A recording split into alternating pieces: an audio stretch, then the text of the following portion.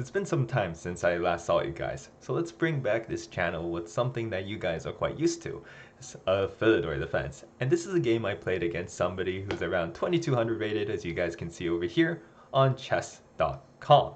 And so the game begins like your normal snapping turtle defense, as I like to call it, where my opponent, he has a small advantage, he's pushing for a win, but when he's not careful, I lunge out, snap him, and once I snap, I never let go.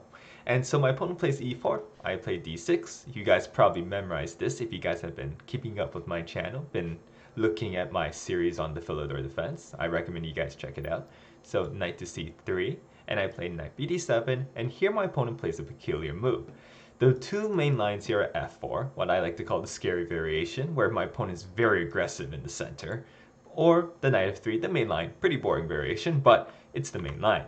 But instead my opponent plays bishop g5. Now, when my opponent plays this, I'm usually very happy because it clearly shows my opponent doesn't know what this opening is really about.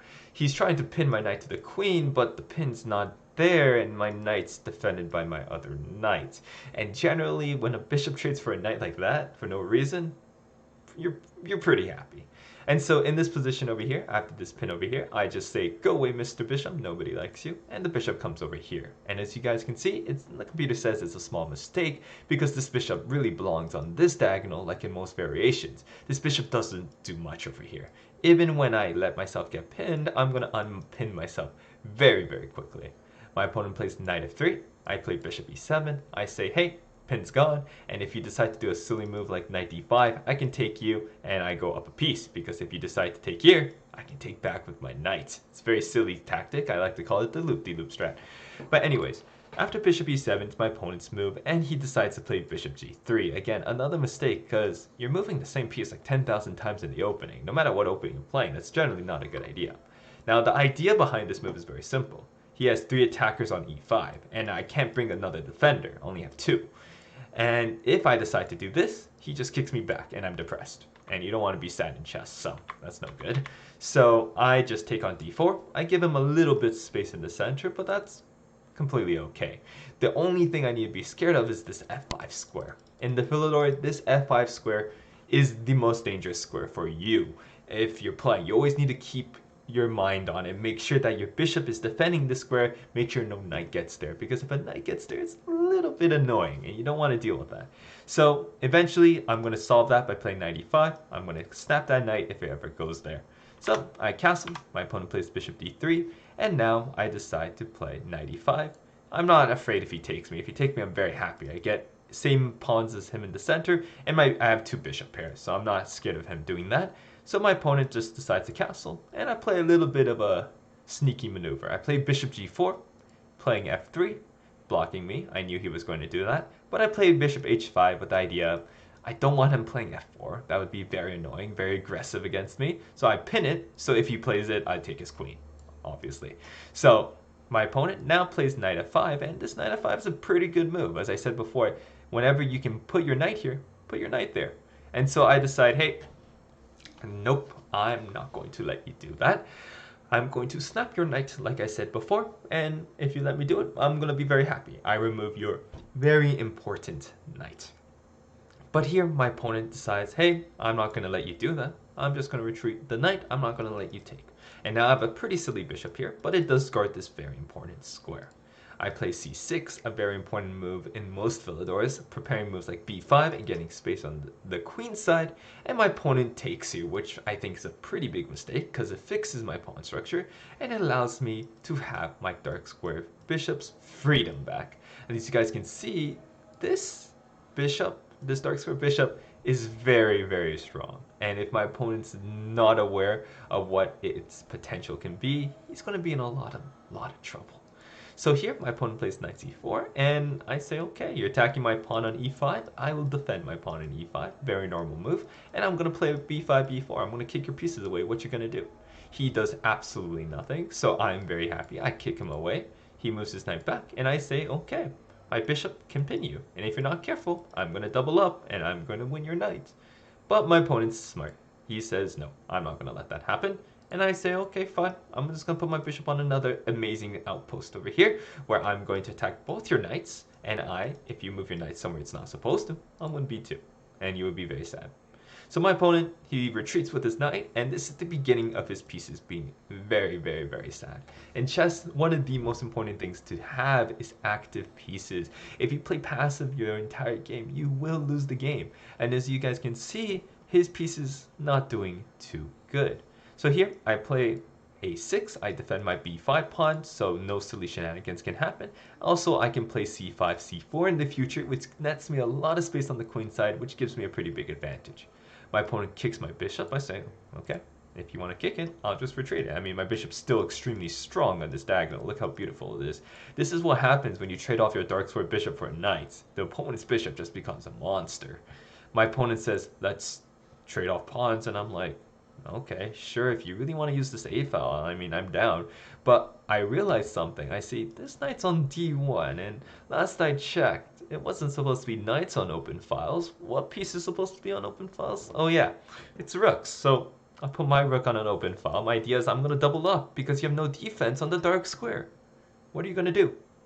And so my opponent plays c4. And this is a very, very bad move. Can anybody tell me in the comments below if you think you know why this move is really bad? It's really, really, really bad. Okay? If you guys type it in the comments, I'll pin the answer that is absolutely correct. This is a little bit more of an advanced idea why this is bad, but clearly he's trying to break my pawn structure.